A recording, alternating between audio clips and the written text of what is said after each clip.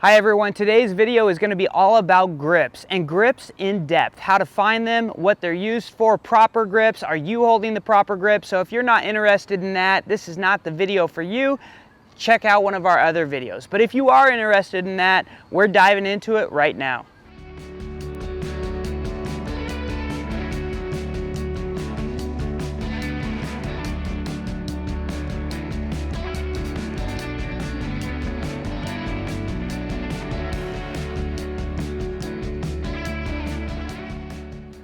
Welcome. So the first thing that you have to understand is how to find the proper grip. The racket is labeled in numbers, and Todd is going to explain that right now.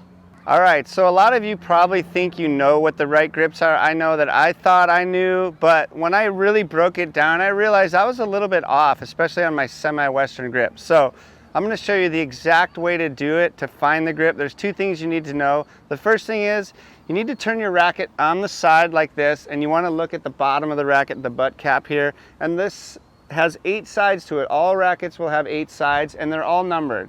So the top here, we've got number 1, and we're going clockwise. It goes 1, 2, 3 on the side, 4, 5 on the bottom, 6, 7, 8. That's the first thing you want to know. The next thing is you've got to find your index top finger here, my index finger knuckle, which is right there, and I line that knuckle up to each of these different numbers to find the different grips. So I can, once I get my hand on the racket, I can look at the knuckle on top. It should be the same as this on the bottom here, and that is going to be my guide to finding these different grips.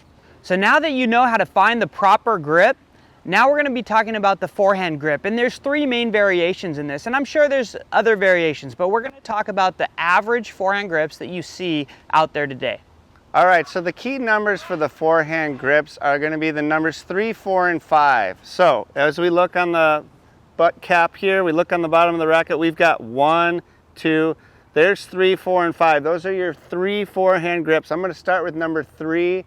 That's the Eastern forehand grip. So I'm finding that number 3 right there. I'm going to line my knuckle up, and as I hold this racket out like this, this is my Eastern forehand grip. You can tell the racket face is closed. It's not extremely closed, but it's down like this. This is the Roger Federer grip. You'll see a lot of players that like to come to the net. Some of the old school serve and volleyers, they use this grip, and mainly it's because I think that they can get from that Continental, they can get into that Continental grip really fast with just a small turn, so they can hit their approach shot, come to the net, and get right into their volley grip, which is their Continental grip. The Eastern grip does have some advantages to it. Like if you're a player that likes to drive the ball through the court, the Eastern grip is great for that. It's a good versatile grip, meaning that if you got into a jam, you could slice with that grip, you could block it back. Also, it's a really fast grip change from going from an Eastern grip to a Continental grip, so when you go right into your volley, so it does have some advantages. But what happens if you're a left-handed player? How do you find that, Todd? So for the left-handed player, we want to go the other way. We want to look counterclockwise, and we want to look at, remember, this is 8, 7, 6, 5. So we want to look at 7, 6, and 5 for the 3 forehand grips. The one here, the softest one, is the Eastern left-handed forehand grip. So I'll get my knuckle on number 7 right there. And there I am. I'm in a left-handed Eastern forehand grip. Notice the racket is just 1 notch away from Continental. I go into here, I'm not closing it very extreme, but there it is. That's the Eastern left-handed forehand grip. So that now takes us into the SemiWestern grip. This is the grip that you're going to see the most prevalence on tour. It's all over the place. People using it all the time. So Todd's going to explain the SemiWestern. All right, SemiWestern, like I said before, for the righty is number 4. We're getting to this bottom side here. This is where I thought I was in SemiWestern, but I wasn't far enough over. It's more closed than I realized. So I'm going to line my knuckle up with that number 4 spot right in there. You can tell the racket face is completely closed now. A good way to find this grip would be to drop your racket on the ground, pick it up. There it is. That's SemiWestern. For the lefty, we just go to the other side. So we're going to go all the way over here. 8, 7. We're going to number 6. I get my knuckle there, and same thing. The racket face is pretty much squared up, flat to the ground, just like that. There's your SemiWestern forehand grips. The SemiWestern has quite a few advantages, and one of those is topspin. So This is going to take more of a vertical swing than a horizontal swing, an Eastern being more of a horizontal swing. And all of these are still from low to high, but this has even more from low to high. It's going to create big topspin, and that's probably why you see it on the tour so often. So now we go into the FullWestern grip, and the FullWestern grip, that is extreme topspin. A lot of players use this grip that you see on clay when they're handling the ball up high. A lot of juniors use this grip, not saying that that is a good thing, but a lot of juniors use this grip for a high ball as well, and Todd will explain that. All right, so how do you find the FullWestern? Remember, we were talking about 3, 4, and 5. We're going to the bottom now, number 5. That's going to be the same bevel for the righty and the lefty. So I'm getting my top of my index knuckle all the way down there on number 5. I can see my knuckles there. And now look, when I hold my racket out, the racket face is a little bit open to the right. It's more extreme than just being completely parallel to the ground. There's my FullWestern grip. Feels really strange to me, but there's a good number of players out there, even pros, that are using that FullWestern grip. Some of the advantages to a FullWestern grip: heavy topspin. It is a great grip to produce topspin. It handles the high ball really well. But then some disadvantages to it: it is very difficult to handle the lower shots. It's hard to get on the outside edge of the shot. And also it's a big grip change to go from a FullWestern grip all the way into the slice. Not saying it can't be done, it's just more difficult. So those are some of the things to think about on a FullWestern grip.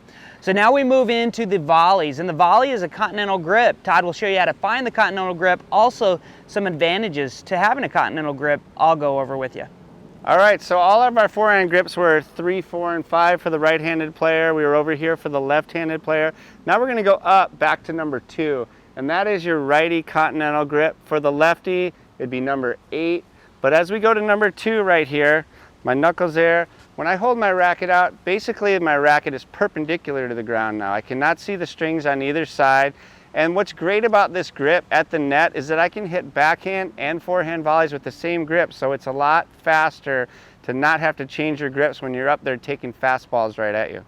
If you're finding some of this information helpful, make sure that you hit that like button. Also subscribe to our channel. The Continental grip for the volley is an absolute must, and it's a must because as you become a proficient volleyer, you'll understand that hitting some underspin, some slice, being able to keep the ball low on your opponent's side of the net is extremely valuable for you to get a viable volley on the next shot. So the Continental for a volley, by far the way to go. Try to get into that, make sure you understand that grip and know where that is. Moving also with the Continental grip would be the serve. So Todd's going to talk about the serve a little bit and the Continental grip and its value. All right, so for the serve, same thing. Most people are going to be in a Continental grip. They're going to be getting that knuckle on number 1. I'm holding the racket out. The racket is perpendicular to the ground. Now, I could put my knuckle on top on number 1. And you'll see some players serving with that grip. Now the racket face is a lot more open. You'll see people kind of curving their wrist in like this. This is pretty common too. And it just sets you up for getting a little more spin. It's a little easier to get on the right or the top of the ball when your racket face is open. So I would say you could experiment. You could go from Continental. This is actually the Eastern backhand grip. And it gives you a little more control because you can get more spin with that grip. All right, so your first priority on those serves is to find that Continental grip. You really have to have that grip. Once you have that, if you want, you have the option to start coming behind the grip into the Eastern backhand to create some more of those spins, primarily topspin. The overhead is going to be hit the exact same way. You need a Continental grip with that, so we're not going to really dive into that one.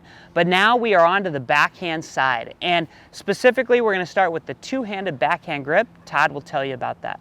All right, so the two-handed backhand. We basically want to go back to our Continental grip. We're going to get over to that second number 2 bevel there. I'm going to put my knuckle there. I'm in my Continental grip. This is the best way to hit a two-handed backhand. I see a lot of players that I teach that want to go over here and close the face and get into like an Eastern backhand. When I see that, I notice that they're hitting the ball really low and really short because they can't get through as far with a two-hander. You don't have the same extension with two hands as you do with one. So try the Continental grip. That is the best way. You could slightly curve it if the ball's flying on you, but most good players are pretty far into their Continental grip. They're not closing it like that. For the one-handed player, now we do want to close it. So we're going the other way and we're getting our top knuckle here, right on top, number 1, and that is your Eastern backhand grip. You can see the face is closed, and the reason we close it on the one-hander is because there's much more extension with one hand. I can get way out here, and as I extend and go up, the face opens up, versus the two-hander that I can only get to there. So the most common grip for the one-handed backhand is this Eastern backhand grip right over here.